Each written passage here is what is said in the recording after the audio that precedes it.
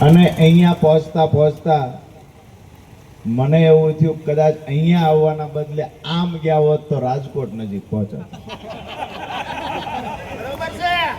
ઈ traffic, ઈ ખાડા, અમે તો ટીવીમાં સોશિયલ મીડિયાથી જોતા હતા કે સાહેબ આવ્યા છે બધું અહીં મેકઅપ જેવા રોડ થઈ ગયા છે ફટાફટ.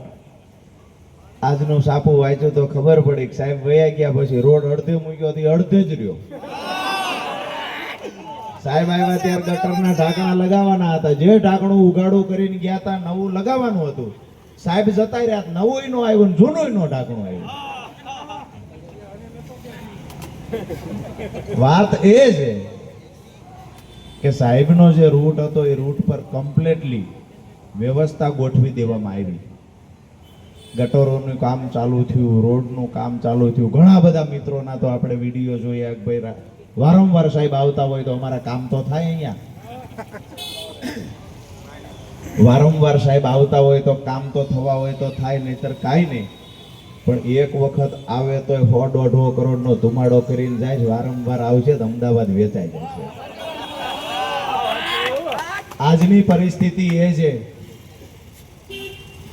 કે શહેરમાં રહેનારા લોકો ક્યાંક ને ક્યાંક ગામડામાં કોઈ રહે છે તો ગામડાની અંદર શિક્ષણ વ્યવસ્થા બિલકુલ કથળી ગઈ છે, આરોગ્ય વ્યવસ્થા કથળી ગઈ છે.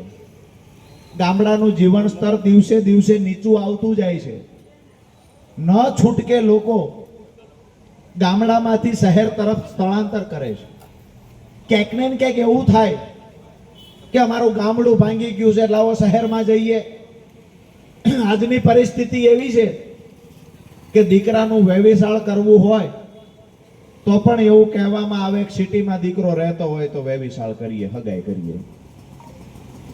અહીંયા નિકોલમાં આવતા આવતા આખું અમદાવાદ વીંધીને અહીંયા આવ્યા. મને એવું લાગ્યું કે આ કરતા ગામડું શહેર બે મૂકીને મારી વાડીએ વયો જાવ સૌથી સારું છે.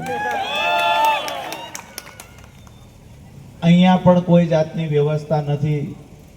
ગુજરાતનું સૌથી મોટું સિટી મહાનગરપાલિકા અમદાવાદ, અને અમદાવાદની અંદર એક પણ એવી વાત નથી કે જેના આપણે વખાણ કરી શકીએ.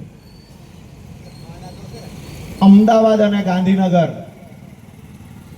એટલે હાઈ પ્રોફાઇલ લોકો રહેતા હોય એનું સિટી છે. વાત એ છે કે આ એ વિસ્તાર છે કે જ્યાં ગામડેથી આવેલા લોકો પણ રહે છે, સિટીમાં પહેલેથી રહેતા લોકો પણ રહે છે. આજે અમદાવાદની હાલત શું છે, આજે નિકોલની હાલત શું છે, આજે ગાંધીનગરની હાલત શું છે? આજે વાસ્તવિકતા અહીંયા કહેવા આવ્યા છીએ. ભાઈએ જેમ કહ્યું એમ કે પીવાનું પાણી સમયસર આવતું નથી, પણ ખૂણે ખૂણે દારૂની બોટલો મળે છે. દારૂવાળા પણ હવે બુટલેગરો પણ અપડેટ થઈ ગયા. ઓનલાઈન મેસેજ કરો અને દારૂની બોટલ આવે સરનામા ઉપર. સરનામા ઉપર દારૂની બોટલ આવી જાય. અહીંયાથી ઢાંકણું તૂટી ગયું છે એનો ફોટો મહાનગરપાલિકા મોકલીએ કે ચૂંટાયેલા સભ્યને મોકલીએ તો ઢાંકણું રિપેર કરવા માટે કોઈ આવતું નથી.